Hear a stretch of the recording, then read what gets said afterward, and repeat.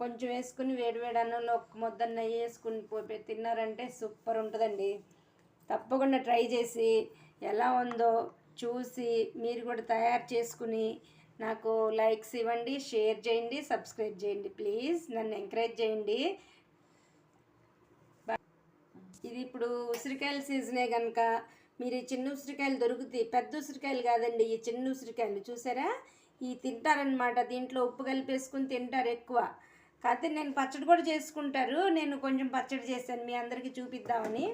చింతపండుతో చేసుకుంటారండి, నేను చింతపండుతో చేయకుండా ఇలా కలిపాను అనమాట, మామిడికాయ పచ్చడిలాగా. మీరు కూడా తప్పకుండా చేసుకోండి. చేసుకుని ఎలా ఉందో నాకు కామెంట్ ఇవ్వండి. ప్లీజ్ కామెంట్ ఇచ్చి షేర్ చేయండి, నన్ను ఎంకరేజ్ చేయండి. Please bye.